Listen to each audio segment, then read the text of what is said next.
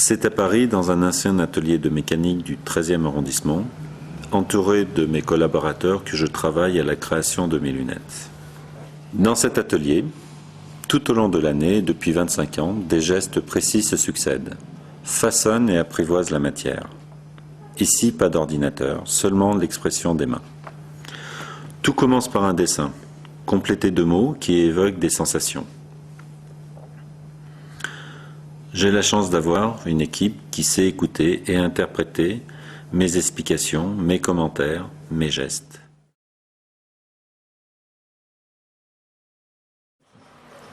Ce que j'aime, c'est transmettre une passion, la passion du produit à mes collaborateurs, qui réalisent 300 maquettes par an, dont 100 uniquement seront lancées sur le marché.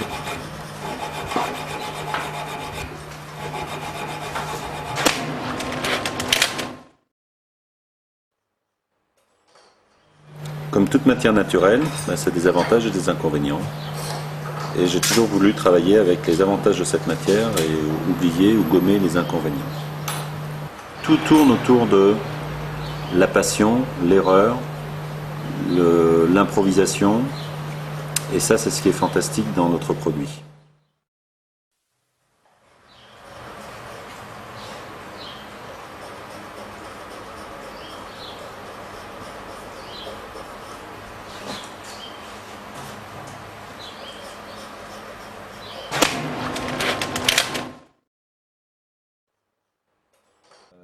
Une lunette ne tient à rien, c'est un demi-millimètre, 1 millimètre, un jeu subtil sur ce coup de ligne que j'expliquais tout à l'heure va permettre au produit de complètement changer.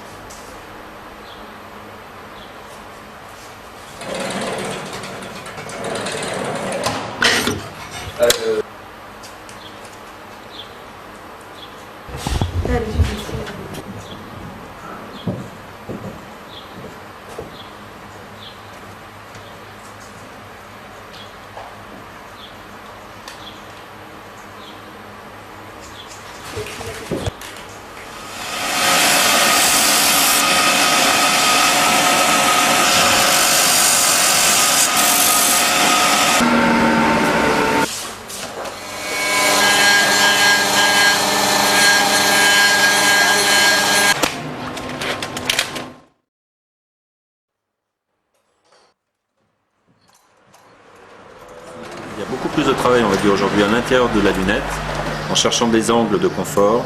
On va venir creuser, enlever toutes les parties inutiles d'une lunette pour donner de la légèreté, du confort et également de l'élégance. Pour respecter complètement la ligne, la pureté, l'équilibre des épaisseurs sur le dessus, le jeu de lumière pour venir affiner la lunette, l'alignement de la branche, les angles d'ouverture, enfin toute la partie morphologique d'une lunette. On s'est levé dans mes bras, pendant un moment il a fait des câlins. Voilà.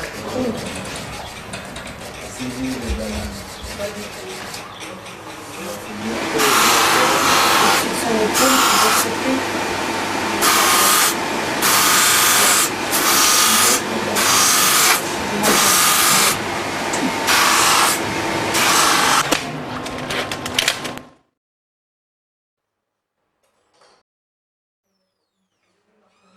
on va ce qu'on appelle ménisquer la lunette. Ménisquer, c'est donner cette courbure qui va commencer à habiller complètement le regard. Ça, c'est la phase la plus importante au niveau d'une paire de lunettes, c'est la mise en forme d'une lunette par rapport au visage.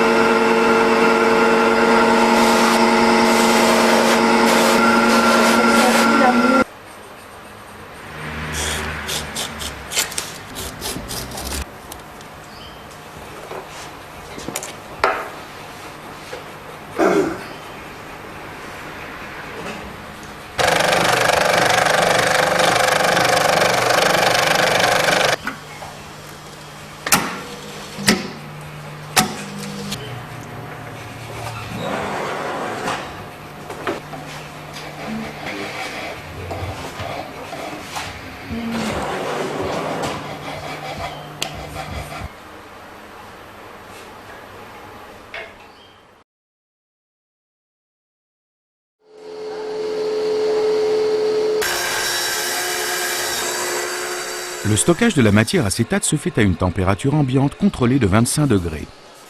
Pour éviter les déformations, tout comme le bois, les plaques d'acétate sont empilées les unes sur les autres. Ce stockage de plusieurs semaines sert d'étuvage pour éliminer les solvants de la matière.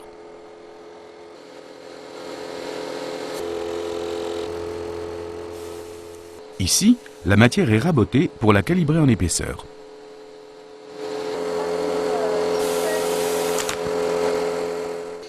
Une fois calibrée, la première opération consiste à découper la matière en rectangles, appelés copeaux.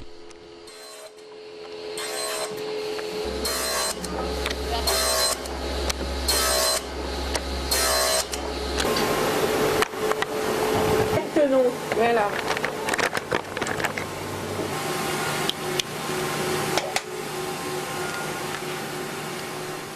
La lunette à la Mikli ne se contente pas d'une épaisseur standard. Dans un souci de confort et d'élégance, on améliore l'emplacement des plaquettes et des tenons d'une deuxième épaisseur de matière que l'on colle par un procédé de friction bien plus performant qu'un collage traditionnel.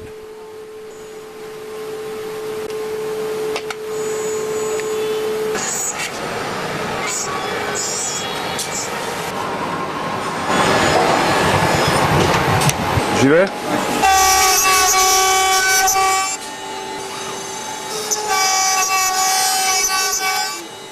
Chez Alain Mikli, la commande numérique à 3 axes n'est pas utilisée pour augmenter la vitesse de production, mais pour conserver le geste du maquettiste, reproduire son coup de lime, qui est à l'origine de la différence du produit Alain Mikli. Bien que ces machines usinent avec une précision diabolique et de multiples outils, qu'elles soient capables de travailler le copeau sous toutes les orientations et sans le démonter, toute la qualité du résultat tient surtout au savoir-faire du programmeur, dont la responsabilité est d'aller chercher l'essentiel de la création. L'incrustation de la charnière se fait à chaud. La matière acétate est fondue autour de la racine de la charnière.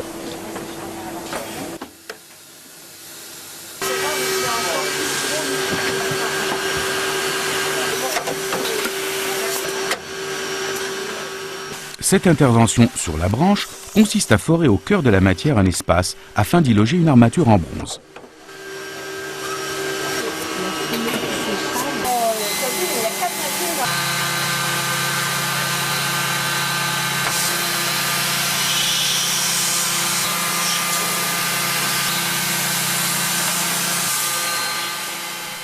Une des particularités et signatures des lunettes Alain Mikli, ce sont les branches façonnées avec des outils de forme et des reprises manuelles.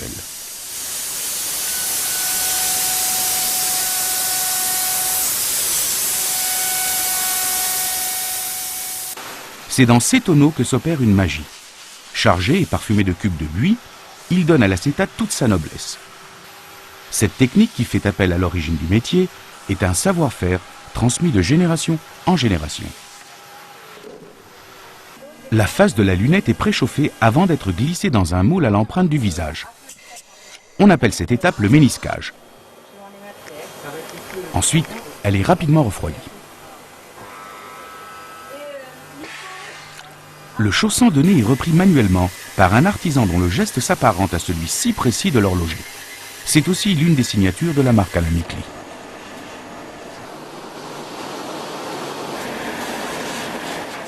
L'étape du polissage tampon est essentielle. Elle donne l'éclat définitif au produit et assure une lunette unique.